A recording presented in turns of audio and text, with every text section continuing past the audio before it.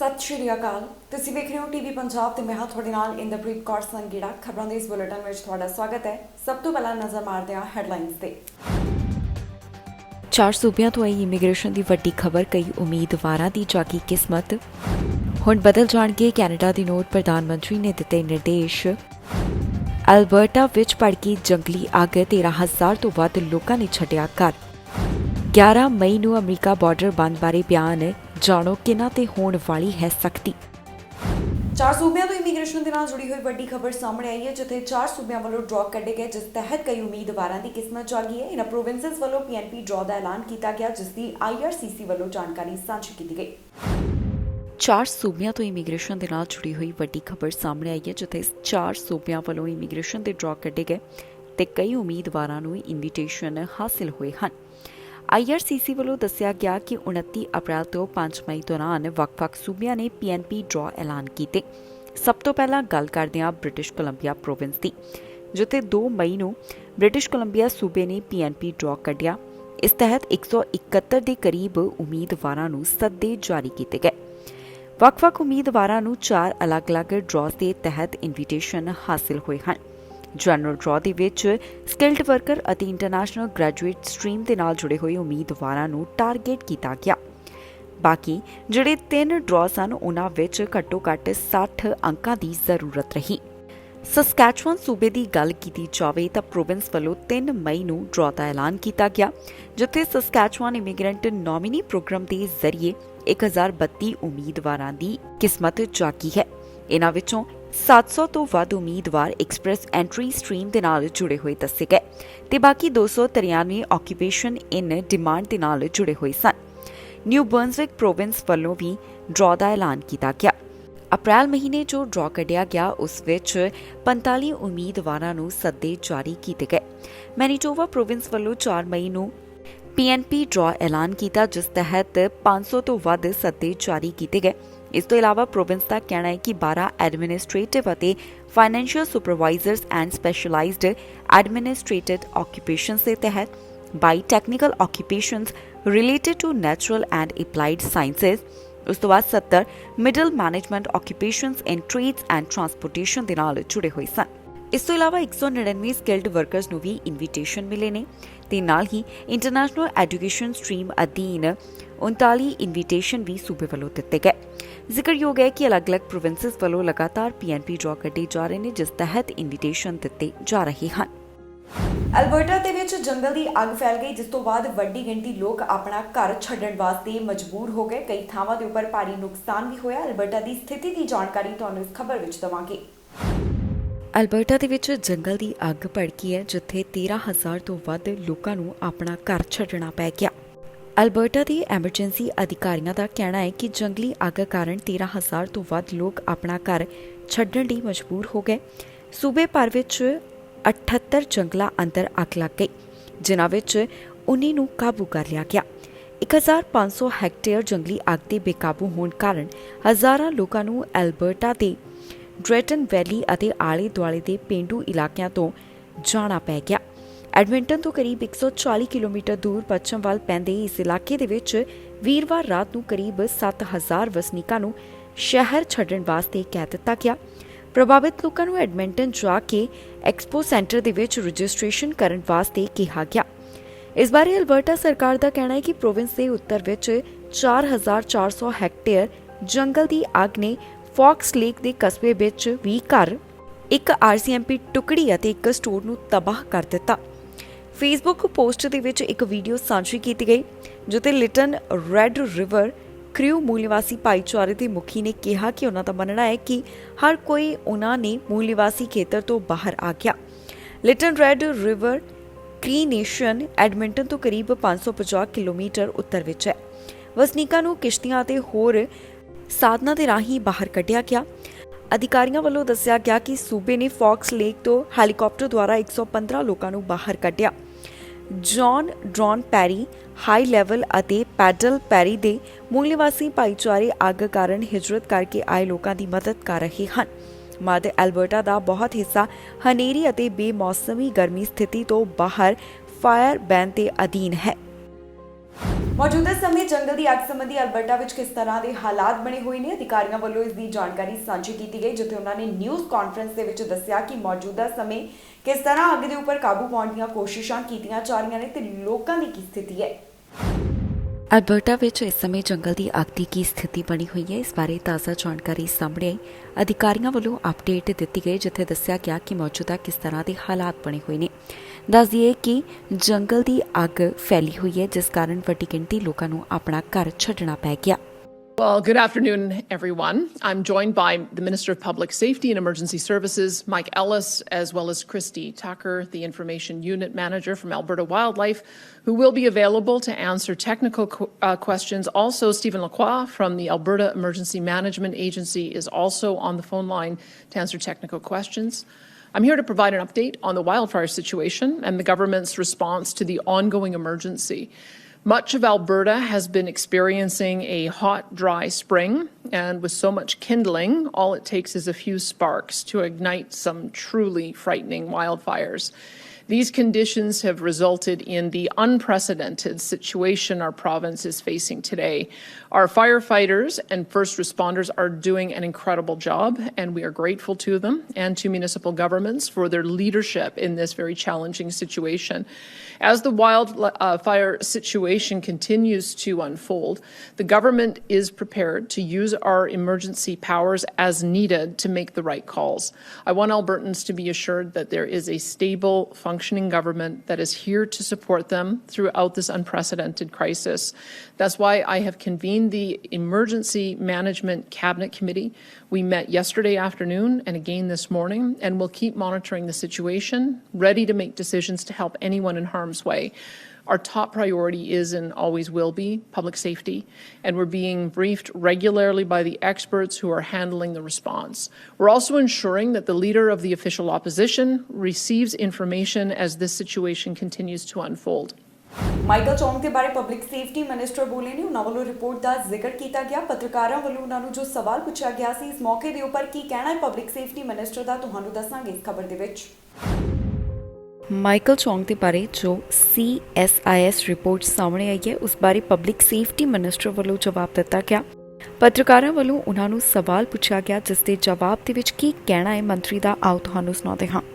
Well, the people that should be held accountable are the people that are engineering and orchestrating the foreign interference. And every time you ask a question about who is responsible for what, we move into the realm of intelligence. Intelligence and the way that we discuss intelligence is very much guided by the law. And for good reason. We want to make sure that we're protecting the people who do the work in national security. We also want to make sure that we protect parliamentarians. So as much as I want to be able to tell you all of the things that you are asking me about, I'm also guided by the law. The people that work in CSIS are guided by the law. Accountability that Michael wasn't told. Yeah. That he wasn't told. There was a second part missing from my question. He wasn't told. Yeah, Should there not be accountability for that? That's a totally fair question. And what I would say, Steph, is that it's a serious problem. That in July 2021, that neither the Prime Minister or the Public Safety Minister at the time were briefed directly by CSIS. But we're rectifying that. We're rectifying that by giving CSIS new instructions so that any case involving foreign interference and a parliamentarian has to be directly briefed to me, to the Prime Minister, so that we can be sure that there is accountability. And yes, information flow is important, but so is getting to the bottom of it and making sure that we reduce foreign interference. But if it's a serious problem, how come nobody is being held accountable for the fact that you were not made aware of it, and therefore Mr. Chong was never made aware? What makes you say that? We're on top of the situation. You've heard the Prime Minister, and me in my capacity as public safety underline that this is a serious concern. Has anyone been disciplined? And of course, we are going to make sure that we're rectifying the situation. And most importantly, we're going to work with Mr. Chong to make sure that he gets the support that they need, as well as other parliamentarians as it relates to foreign interference. ਹੁਣ Canada ਦੇ note ਬਦਲ ਜਾਣਗੇ, ਜਿਸ ਸੰਬੰਧੀ ਪ੍ਰਧਾਨ ਮੰਤਰੀ Justin Trudeau ਵੱਲੋਂ ਨਿਰਦੇਸ਼ ਜਾਰੀ ਕਰ ਦਿੱਤੇ ਗਏ ਨੇ। ਦੱਸ ਦਈਏ ਕਿ ਅੱਜ ਪ੍ਰਧਾਨ ਮੰਤਰੀ ਜਸਟਿਨ ਟਰੂਡੋ ਤੇ ਫੈਡਰਲ ਸਰਕਾਰ ਵੱਲੋਂ ਐਲਾਨ ਕੀਤਾ ਗਿਆ ਕਿ ਹੁਣ ਨੋਟਾਂ ਦੇ ਉੱਪਰ ਕਿੰਗ ਚਾਰਲਸ ਦੀ ਤਸਵੀਰ ਛਾਪੀ ਜਾਵੇਗੀ, ਜਿਸ ਸੰਬੰਧੀ ਉਹਨਾਂ ਨੇ ਦੱਸਿਆ। ਕੈਨੇਡਾ ਦੇ ਨੋਟ ਬਦਲਣ ਜਾ ਰਹੇ ਨੇ, ਜਿੱਥੇ ਹੁਣ ਕਿੰਗ ਚਾਰਲਸ ਦੀ ਤਸਵੀਰ ਹੋਵੇਗੀ। ਪ੍ਰਧਾਨ ਮੰਤਰੀ ਜਸਟਿਨ ਟਰੂਡੋ ਵੱਲੋਂ ਇਸ ਸੰਬੰਧੀ ਨਿਰਦੇਸ਼ ਵੀ ਦੇ ਦਿੱਤੇ ਗਏ ਨੇ। ਦੱਸੀਏ ਕਿ ਅੱਜ ਕਰੋਨੇਸ਼ਨ ਇਵੈਂਟਸ ਦੇ ਵਿੱਚ ਫੈਡਰਲ ਸਰਕਾਰ ਵੱਲੋਂ ਐਲਾਨ ਕੀਤਾ ਗਿਆ ਕਿ ਕੈਨੇਡਾ ਦੇ ਨੋਟਾਂ ਦੇ ਉੱਪਰ ਹੁਣ ਰਾਣੀ ਦੀ ਜਗ੍ਹਾ ਦੇ ਉੱਪਰ ਕਿੰਗ ਚਾਰਲਸ ਦੀ ਤਸਵੀਰ ਬਣਾਈ ਜਾਵੇਗੀ। ਪ੍ਰਧਾਨ ਮੰਤਰੀ ਜਸਟਿਨ ਟਰੂਡੋ ਅਤੇ ਫੈਡਰਲ ਸਰਕਾਰ ਵੱਲੋਂ ਪ੍ਰੈਸ ਰਿਲੀਜ਼ ਦੇ ਵਿੱਚ ਇਸ ਦੀ ਜਾਣਕਾਰੀ ਸਾਂਝੀ ਕੀਤੀ ਗਈ, ਜਿੱਥੇ ਉਨ੍ਹਾਂ ਨੇ ਦੱਸਿਆ ਕਿ ਬੈਂਕ ਆਫ ਕੈਨੇਡਾ ਦੇ ਡਾਇਰੈਕਟਰ ਨੂੰ ਇਹ ਨਿਰਦੇਸ਼ ਦੇ ਦਿੱਤੇ ਗਏ ਨੇ ਕਿ ਕਿੰਗ ਚਾਰਲਸ ਦੀ ਤਸਵੀਰ ਅਗਲੀਆਂ ਨੋਟਾਂ ਦੇ ਉੱਪਰ ਹੁਣ ਛਪਾ ਦਿੱਤੀ ਜਾਵੇ।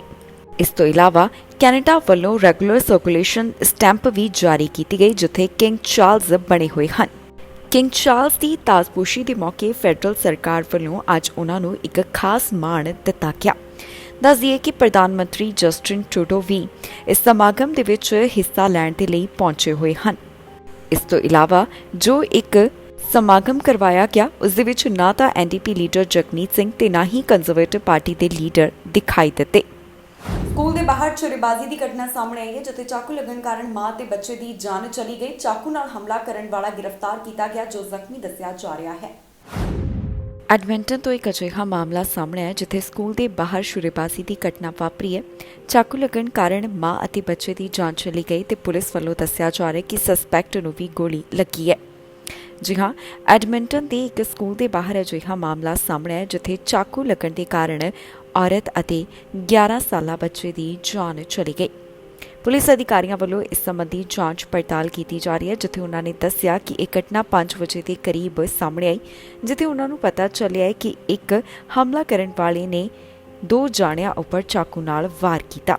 ਇਸੀ ਜਾਣਕਾਰੀ ਪੁਲਿਸ ਵੱਲੋਂ ਨਿਊਜ਼ ਰਿਲੀਜ਼ ਦੇ ਤਹਿਤ ਸਾਂਝੀ ਕੀਤੀ ਗਈ ਹੈ। ਪੁਲਿਸ ਅਧਿਕਾਰੀਆਂ ਦੇ ਦੱਸਣ ਮੁਤਾਬਕ ਔਰਤ ਦੀ ਉਮਰ 35 ਸਾਲ ਤੇ ਬੱਚੇ ਦੀ 11 ਸਾਲ ਦੇ ਕਰੀਬ ਦੱਸੀ ਗਈ ਹੈ। ਬੱਚੇ ਨੂੰ ਜ਼ਖਮੀ ਹਾਲਤ ਵਿੱਚ ਹਸਪਤਾਲ ਭਰਤੀ ਕਰਵਾਇਆ ਗਿਆ, ਪਰ ਇੱਥੇ ਉਸ ਨੂੰ ਮ੍ਰਿਤਕ ਐਲਾਨ ਕਰ ਦਿੱਤਾ ਗਿਆ। ਬਾਅਦ ਦੇ ਵਿੱਚ ਪੁਲਿਸ ਨੇ ਕਾਰਵਾਈ ਕਰਦਿਆਂ ਸਸਪੈਕਟ ਨੂੰ ਵੀ ਹਿਰਾਸਤ ਵਿੱਚ ਲਿਆ। ਫਿਰ ਝਗੜਾ ਹੋਇਆ, ਗੱਲ ਇੱਥੋਂ ਤੱਕ ਪਹੁੰਚ ਗਈ ਕਿ ਸਸਪੈਕਟ ਨੂੰ ਜ਼ਖਮੀ ਹਾਲਤ ਦੇ ਵਿੱਚ ਹਸਪਤਾਲ ਭਰਤੀ ਕਰਵਾਉਣਾ ਪੈ ਗਿਆ। ਇਸ ਤੋਂ ਇਲਾਵਾ ਦੱਸਿਆ ਜਾ ਰਿਹਾ ਹੈ ਕਿ ਇਸ ਦੌਰਾਨ ਕੋਈ ਵੀ ਆਫੀਸਰ ਜ਼ਖਮੀ ਨਹੀਂ ਹੋਇਆ ਤੇ ਪੁਲਿਸ ਅਧਿਕਾਰੀ ਮਾਮਲੇ ਦੀ ਜਾਂਚ ਪੜਤਾਲ ਕਰ ਰਹੇ ਨੇ। ਪੀੜਤਾਂ ਦੀ ਪਹਿਚਾਣ ਅਜੇ ਤੱਕ ਜਨਤਕ ਨਹੀਂ ਕੀਤੀ ਗਈ। 11 ਮਈ ਨੂੰ ਅਮਰੀਕਾ ਬਾਰਡਰ ਦੇ ਉੱਪਰ ਕਿਸ ਤਰ੍ਹਾਂ ਦੀ ਸਥਿਤੀ ਰਹਿਣ ਵਾਲੀ ਹੈ, ਇਸ ਬਾਰੇ US ਹੋਮਲੈਂਡ ਸਿਕਿਉਰਿਟੀ ਗੱਲ ਕਰਦੀ ਹੋਈ ਦਿਖਾਈ ਦਿੱਤੀ, ਜਿੱਥੇ ਉਹਨਾਂ ਨੇ ਦੱਸਿਆ ਹੈ ਕਿ ਮੌਜੂਦਾ ਸਮੇਂ ਬਾਰਡਰ ਦੇ ਉੱਪਰ ਕਿਸ ਤਰ੍ਹਾਂ ਦੇ ਹਾਲਾਤ ਬਣੇ ਹੋਏ ਨੇ ਤੇ ਹੁਣ ਉਹਨਾਂ ਵੱਲੋਂ 11 ਮਈ ਜਦੋਂ ਟਾਈਟਲ 42 ਖਤਮ ਹੋਣ ਜਾ ਰਿਹਾ ਤਾਂ ਕੀ ਕੀਤਾ ਜਾਵੇਗਾ। ਅਮਰੀਕਾ ਮੈਕਸੀਕੋ ਬਾਰਡਰ ਦੇ ਸੰਬੰਧ ਵਿੱਚ ਇੱਕ ਚੇਤਾਵਨੀ ਜਾਰੀ ਕੀਤੀ ਗਈ ਕਿ ਹੁਣ ਇੱਥੇ ਮਾਈਗ੍ਰੈਂਟਸ ਦੀ ਇੱਕ ਵੱਡੀ ਗਿਣਤੀ ਦੇਖਣ ਨੂੰ ਮਿਲ ਸਕਦੀ ਹੈ। ਅਜਿਹੇ ਦੇ ਵਿੱਚ US ਹੋਮਲੈਂਡ ਸਿਕਿਉਰਿਟੀ ਦੇ ਸੈਕਟਰੀ ਗੱਲ ਕਰਦੇ ਹੋਏ ਦਿਖਾਈ ਦਿੱਤੇ, ਜਿਨ੍ਹਾਂ ਨੇ ਅੱਜ ਬਾਰਡਰ ਦਾ ਦੌਰਾ ਕੀਤਾ ਤੇ ਨਾਲ ਹੀ ਦੱਸਿਆ ਕਿ ਆਉਣ ਵਾਲੇ ਦਿਨਾਂ ਵਿੱਚ ਬਾਰਡਰ ਦੇ ਉੱਪਰ ਕਿਸ ਤਰ੍ਹਾਂ ਦੇ ਹਾਲਾਤ ਬਣ ਸਕਦੇ ਨੇ। ਦੱਸ ਦਈਏ ਕਿ 11 ਮਈ ਨੂੰ ਟਾਈਟਲ 42 ਖਤਮ ਹੋਣ ਜਾ ਰਿਹਾ, ਜਿਸ ਤੋਂ ਬਾਅਦ 10,000 ਤੋਂ ਵੱਧ ਮਾਈਗ੍ਰੈਂਟਸ ਬਾਰਡਰ ਦੇ ਉੱਪਰ ਇੰਤਜ਼ਾਰ ਕਰ ਰਹੇ ਨੇ ਕਿ ਕਦੋਂ ਬਾਰਡਰ ਤੇ ਲੱਗੀਆਂ ਪਾਬੰਦੀਆਂ ਖਤਮ ਹੋਣ ਤੇ ਉਹ ਦਾਖਲ ਹੋਣ ਦੀ ਕੋਸ਼ਿਸ਼ ਕਰਨ। ਅਜਿਹੇ ਦੇ ਵਿੱਚ ਹੁਣ ਕਿਸ ਤਰ੍ਹਾਂ ਦੇ ਹਾਲਾਤ ਰਹਿਣ ਵਾਲੇ ਨੇ, ਉਸ ਬਾਰੇ ਸੈਕਟਰੀ ਨੇ ਸਾਰੀ ਜਾਣਕਾਰੀ ਸਾਂਝੀ ਕੀਤੀ। In Brownsville, Texas. Here behind me we have a very efficient operation called Camp Monument. This is a setup that we did with Border Patrol agents from day one when we started seeing a migrant influx enter right through this area of responsibility for us. To date, since April 16th, we have screened and processed close to 30,000 migrants coming in through this area, mostly Venezuela nationals, followed by Colombia as well as Ecuador. This is a system that is efficient for us. It's an area that we monitor daily, and we have about maybe 36 to 38 agents that are dedicated here for this operation. Number one goal is to do intake processing, to do security, to ensure the safety of everyone, and then third, transportation, to get them from the field here, this location, to facilities, whether it's Border Patrol stations, whether it's our central processing centers, or whether it's to a port of entry, because Title 42 is still in place. So therefore, we are in coordination with government of Mexico to return Venezuela nationals back into Mexico on a daily basis, as well as the other sectors that are helping us throughout the southwest border to decompress. RGV, for many years, have seen an increase of migrant encounters. This is not new to us. We are a mature sector. I call it a mega sector because we have a very large region. This workforce is experienced, it's mature, It's very skilled. They know exactly what they're doing. In 3 days, they were able to set up this operation on the ground for us to have an efficient throughput of processing, intake, medical screening, as well as transport to other locations. My thanks go out to every single Border Patrol agent from RGV that is out here every day supporting the operation, whether you're doing it here physically or by virtual processing from different station locations out here. Kudos goes out to all the other sectors along the southwest border and around the nation, because northern border agents are also doing virtual processing to support RGV operations, as well as coastal sectors that are supporting virtual processing. Corona ਬਾਰੇ ਵਿਸ਼ਵ ਸਿਹਤ ਸੰਗਠਨ ਵੱਲੋਂ ਐਲਾਨ ਕੀਤਾ ਗਿਆ, ਜਿੱਥੇ ਉਹਨਾਂ ਦਾ ਕਹਿਣਾ ਹੈ ਕਿ ਹੁਣ corona virus global health emergency ਨਹੀਂ ਹੈ। ਦੱਸ ਦਈਏ ਕਿ ਸਾਲ 2020 ਦੇ ਵਿੱਚ ਕਰੋਨਾ ਨੂੰ ਹੈਲਥ ਐਮਰਜੈਂਸੀ ਐਲਾਨ ਕੀਤਾ ਗਿਆ ਸੀ, ਪਰ ਹੁਣ ਵਿਸ਼ਵ ਨੂੰ ਇਸ ਸੰਬੰਧੀ ਵੱਡੀ ਰਾਹਤ ਮਿਲੀ ਹੈ। ਕਰੋਨਾ ਬਾਰੇ ਇੱਕ ਵੱਡਾ ਐਲਾਨ ਸਾਹਮਣੇ ਆਇਆ, ਜਿੱਥੇ ਦੱਸਿਆ ਗਿਆ ਕਿ ਹੁਣ ਕੋਵਿਡ-19 ਗਲੋਬਲ ਹੈਲਥ ਐਮਰਜੈਂਸੀ ਨਹੀਂ ਰਿਹਾ। ਇਹ ਐਲਾਨ ਵਿਸ਼ਵ ਸਿਹਤ ਸੰਗਠਨ ਵੱਲੋਂ ਕੀਤਾ ਗਿਆ ਹੈ। ਜੀ ਹਾਂ, ਵਿਸ਼ਵ ਸਿਹਤ ਸੰਗਠਨ ਵੱਲੋਂ ਕਰੋਨਾ ਦੇ ਸੰਬੰਧ ਵਿੱਚ ਪੂਰੇ ਵਿਸ਼ਵ ਨੂੰ ਵੱਡੀ ਰਾਹਤ ਦਿੱਤੀ ਗਈ ਹੈ। WHO ਨੇ ਕੋਵਿਡ ਬਾਰੇ ਵੱਡਾ ਐਲਾਨ ਕੀਤਾ, ਜਿੱਥੇ ਉਹਨਾਂ ਨੇ ਦੱਸਿਆ ਕਿ ਹੁਣ corona virus public global health emergency ਨਹੀਂ ਰਿਹਾ। ਇਸ ਸੰਬੰਧੀ ਫੈਸਲਾ ਐਮਰਜੈਂਸੀ ਕਮੇਟੀ ਦੀ ਮੀਟਿੰਗ ਦੇ ਵਿੱਚ ਲਿਆ ਗਿਆ। ਇਹ 15ਵੀਂ ਮੀਟਿੰਗ ਦੱਸੀ ਗਈ ਹੈ, ਜਿਸ ਦੇ ਵਿੱਚ ਇਹਨਾਂ तमाम ਗੱਲਾਂ ਨੂੰ ਲੈ ਕੇ ਵਿਚਾਰ ਹੋਇਆ। ਵਿਸ਼ਵ ਸਿਹਤ ਸੰਗਠਨ ਦੇ ਜਨਰਲ ਇਸ ਬਾਰੇ ਹੁਣ ਗੱਲ ਕਰਦੇ ਹੋਏ ਦਿਖਾਈ ਦਿੱਤੇ ਹਨ, ਜਿਸ ਵਿੱਚ ਉਹਨਾਂ ਦੱਸਿਆ ਕਿ ਦੁਨੀਆ ਦੇ ਵਿੱਚ ਕੋਵਿਡ-19 ਹੁਣ ਇੱਕ ਸਿਹਤ ਐਮਰਜੈਂਸੀ ਦੇ ਘੇਰੇ ਤੋਂ ਬਾਹਰ ਆ ਚੁੱਕਿਆ ਹੈ। ਜ਼ਿਕਰਯੋਗ ਹੈ ਕਿ 30 ਜਨਵਰੀ ਸਾਲ 2020 ਨੂੰ ਵਿਸ਼ਵ ਸਿਹਤ ਸੰਗਠਨ ਵੱਲੋਂ ਕੋਵਿਡ ਨੂੰ ਗਲੋਬਲ ਹੈਲਥ ਐਮਰਜੈਂਸੀ ਐਲਾਨ ਕੀਤਾ ਗਿਆ। ਹਾਲਾਂਕਿ WHO ਨੇ ਸਪਸ਼ਟ ਕੀਤਾ ਹੈ ਕਿ ਕਰੋਨਾ ਅਜੇ ਵੀ ਵਿਸ਼ਵ ਸਿਹਤ ਵਾਸਤੇ ਖਤਰਾ ਬਣਿਆ ਹੋਇਆ ਹੈ, ਪਰ ਉਹਨਾਂ ਵੱਲੋਂ ਇਹ ਜ਼ਰੂਰ ਸਪਸ਼ਟ ਕਰ ਦਿੱਤਾ ਗਿਆ ਕਿ ਇਹ ਹੁਣ ਗਲੋਬਲ ਹੈਲਥ ਐਮਰਜੈਂਸੀ ਨਹੀਂ ਰਹੀ। ਵਿਸ਼ਵ ਸਿਹਤ ਸੰਗਠਨ ਦੇ ਮੁਤਾਬਕ ਜਦੋਂ ਕਰੋਨਾ ਨੂੰ ਗਲੋਬਲ ਹੈਲਥ ਐਮਰਜੈਂਸੀ ਦੱਸਿਆ ਗਿਆ ਸੀ, ਤਾਂ ਚੀਨ ਵਿੱਚ 100 ਤੋਂ ਘੱਟ ਕਰੋਨਾ ਦੇ ਕੇਸ ਸਾਹਮਣੇ ਆਏ। ਅਮਰੀਕਾ ਦੇ ਇੱਕ ਹਿੱਸੇ ਵਿੱਚ ਫਿਰ ਤੋਂ ਗੋਲੀਆਂ ਚੱਲਣ ਦੀ ਖਬਰ ਸਾਹਮਣੇ ਆਈ ਹੈ, ਜਿੱਥੇ ਗੋਲੀ ਲੱਗਣ ਕਾਰਨ 4 ਜਾਣਿਆਂ ਦੀ ਜਾਨ ਚਲੀ ਗਈ। ਪੁਲਿਸ ਇਸ ਘਟਨਾ ਦੇ ਸੰਬੰਧ ਵਿੱਚ ਜਾਂਚ ਪੜਤਾਲ ਕਰ ਰਹੀ ਹੈ। ਉਹਨਾਂ ਵੱਲੋਂ ਪੀੜਤਾਂ ਦੇ ਨਾਮ ਨਹੀਂ ਦੱਸੇ ਗਏ। ਅਮਰੀਕਾ ਤੋਂ ਇੱਕ ਵਾਰ ਫਿਰ ਤੋਂ ਗੋਲੀਆਂ ਚੱਲਣ ਦੀ ਖਬਰ ਸਾਹਮਣੇ ਆਈ ਹੈ, ਜਿੱਥੇ ਗੋਲੀਬਾਰੀ ਦੇ ਮਾਮਲੇ ਵਿੱਚ 4 ਲੋਕਾਂ ਦੀ ਜਾਨ ਚਲੀ ਗਈ। ਅਧਿਕਾਰੀਆਂ ਵੱਲੋਂ ਇਸ ਸੰਬੰਧੀ ਜਾਣਕਾਰੀ ਸਾਂਝੀ ਕੀਤੀ ਗਈ, ਜਿੱਥੇ ਉਹਨਾਂ ਨੇ ਦੱਸਿਆ ਕਿ ਜਾਰਜੀਆ ਵਿੱਚ ਕੁਝ ਹਿੰਸਕ ਘਟਨਾਵਾਂ ਸਾਹਮਣੇ ਆਈਆਂ ਨੇ, ਜਿੱਥੇ 4 ਲੋਕਾਂ ਨੇ ਦਮ ਤੋੜ ਦਿੱਤਾ। ਮੀਡੀਆ ਰਿਪੋਰਟਾਂ ਤੋਂ ਪਤਾ ਚੱਲਿਆ ਹੈ ਕਿ ਮੋਟਰੀ ਸ਼ਹਿਰ ਦੇ ਵਿੱਚ ਇੱਕ ਵਿਅਕਤੀ ਨੇ ਖੁਦ ਨੂੰ ਗੋਲੀ ਮਾਰਨ ਤੋਂ ਪਹਿਲਾਂ 3 ਹੋਰਾਂ ਦੇ ਗੋਲੀ ਮਾਰ ਕੇ ਉਹਨਾਂ ਦਾ ਕਤਲ ਕਰ ਦਿੱਤਾ। ਫਿਲਹਾਲ ਪੁਲਿਸ ਅਧਿਕਾਰੀਆਂ ਵੱਲੋਂ ਗੋਲੀਆਂ ਚਲਾਉਣ ਬਾਰੇ ਬਹੁਤੀ ਅਪਡੇਟ ਜਾਰੀ ਨਹੀਂ ਕੀਤੀ ਗਈ। ਗੋਲੀਆਂ ਚਲਾਉਣ ਵਾਲੇ ਵਿਅਕਤੀ ਦੀ ਵੀ ਪਹਿਚਾਣ ਨਹੀਂ ਦੱਸੀ ਗਈ। ਇਹ ਜ਼ਰੂਰ ਦੱਸਿਆ ਗਿਆ ਹੈ ਕਿ ਗੋਲੀਆਂ ਚਲਾਉਣ ਵਾਲੇ ਨੇ ਆਪਣੀ ਮਾਂ ਤੇ ਦਾਦੀ ਦੀ ਵੀ ਹੱਤਿਆ ਕਰ ਦਿੱਤੀ ਹੈ।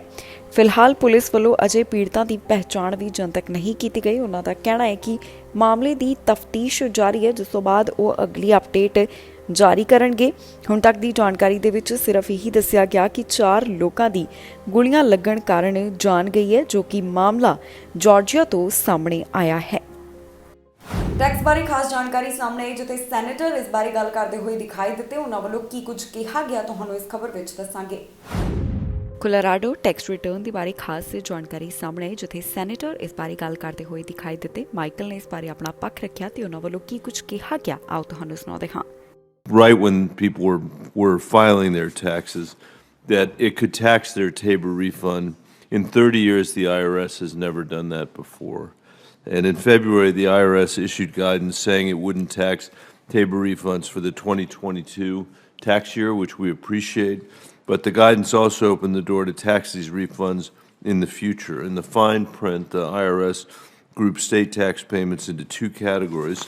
The first category was state tax refunds, which the IRS almost never taxes. And the second category was general welfare and disaster relief payments, which the IRS is more likely to tax down the road. And for reasons that I still can't understand, the IRS put Colorado's TABOR funds in the second category. I think that the TABOR refunds should have been placed in the first category. They are state tax refunds. This is how the IRS has treated them for 30 years. TABOR refunds only go out, as I think you know, Commissioner, to Coloradans when the state collects more in taxes than we allow in state law. It's a tax refund. It's not a form of income, and it has been treated that way for 3 decades. During your confirmation hearing, you committed to working with my office and the state of Colorado ahead of the next filing season about this. Could you talk about how you're thinking about this now and give some assurance, I hope, to people in Colorado about how this is going to be treated? ਰਾਸ਼ਟਰਪਤੀ ਜੋ Biden ਨੂੰ ਕੀ ਕੁਝ ਕਰਨਾ ਚਾਹੀਦਾ ਹੈ, senator ਵੱਲੋਂ ਇਸ ਬਾਰੇ ਆਪਣਾ ਪੱਖ ਰੱਖਿਆ ਗਿਆ, ਜਿੱਥੇ ਉਹਨਾਂ ਨੇ ਆਪਣੇ ਖਾਸ ਵਿਚਾਰ ਸਾਂਝੇ ਕੀਤੇ ਨੇ। ਰਾਸ਼ਟਰਪਤੀ ਬਾਈਡਨ ਨੂੰ ਕੀ ਕਰਨਾ ਚਾਹੀਦਾ ਹੈ, ਇਸ ਬਾਰੇ ਇੱਕ ਤਾਜ਼ਾ ਜਾਣਕਾਰੀ ਸਾਹਮਣੇ ਆਈ, ਜਿੱਥੇ GOP ਸੈਨੇਟਰ ਵੱਲੋਂ ਇਸ ਮੁੱਦੇ ਦੇ ਉੱਪਰ ਆਪਣਾ ਪੱਖ ਰੱਖਿਆ। ਉਹਨਾਂ ਦਾ ਕਹਿਣਾ ਹੈ ਕਿ ਰਾਸ਼ਟਰਪਤੀ ਜੋ ਬਾਈਡਨ ਨੂੰ ਆਪ ਇਸ ਬਾਰੇ ਆ ਕੇ ਗੱਲ ਕਰਨੀ ਚਾਹੀਦੀ ਹੈ। ਉਹਨਾਂ ਵੱਲੋਂ ਕੀ ਕੁਝ ਕਿਹਾ ਗਿਆ, ਆਓ ਤੁਹਾਨੂੰ ਸੁਣਾਉਂਦੇ ਹਾਂ। I hope you're enjoying some Montana weather today, except we call this July in Montana. I'm struck by the fact that as we talk about the debt ceiling, the Democrats don't want to talk at all about debt. It's one of the 2 words that's being talked about every moment right now across the country, the debt ceiling. There is one party in Washington, D.C. that's standing between the American people and default on the debt, and that is President Biden and the Senate Democrats. There's one thing standing between responsible spending reforms and the American people, and that's President Biden and the Senate Democrats. There is one thing standing between increasing energy production with responsible permitting reforms and the American people, and that is President Biden and the Senate Democrats. We are united as Republicans in governing responsibly. It is time for President Biden, after 90 days of silence on this ticking time bomb, to finally engage. He needs to come to the table with serious reforms, get on board, and negotiate a deal here to avoid this crisis. Not doing so is the height of irresponsibility. ਇਸ ਦੇ ਨਾਲ ਹੀ ਜਾਂਦੇ ਇੱਕ ਵਾਰ ਫਿਰ ਤੋਂ ਨਜ਼ਰ ਮਾਰਦੇ ਹਾਂ ਹੈਡਲਾਈਨਸ ਤੇ। 4 ਸੂਬਿਆਂ ਤੋਂ ਆਈ ਇਮੀਗ੍ਰੇਸ਼ਨ ਦੀ ਵੱਡੀ ਖਬਰ, ਕਈ ਉਮੀਦਵਾਰਾਂ ਦੀ ਜਾਗੀ ਕਿਸਮਤ। ਹੁਣ ਬਦਲ ਜਾਣਗੇ ਕੈਨੇਡਾ ਦੀ ਨੋਟ, ਪ੍ਰਧਾਨ ਮੰਤਰੀ ਨੇ ਦਿੱਤੇ ਨਿਰਦੇਸ਼। ਐਲਬਰਟਾ ਵਿੱਚ ਭੜਕੀ ਜੰਗਲੀ ਅੱਗ, 13,000 ਤੋਂ ਵੱਧ ਲੋਕਾਂ ਨੇ ਛੱਡਿਆ ਘਰ। 11 ਮਈ ਨੂੰ ਅਮਰੀਕਾ ਬਾਰਡਰ ਬੰਦ ਬਾਰੇ ਬਿਆਨ, ਜਾਣੋ ਕਿਹਨਾਂ ਤੇ ਹੋਣ ਵਾਲੀ ਹੈ ਸਖਤੀ। ਖਬਰਾਂ ਦੇ ਇਸ ਬੁਲੇਟਿਨ ਵਿੱਚ ਇੰਨਾ ਹੀ। ਫਿਲਹਾਲ ਮੈਨੂੰ ਇੰਦਰਪ੍ਰੀਤ ਕੌਰ ਸੰਘੇੜਾ ਨੂੰ ਦਿਓ ਇਜਾਜ਼ਤ ਤੇ ਤੁਸੀਂ ਵੇਖਦੇ ਰਹੋ TV ਪੰਜਾਬ।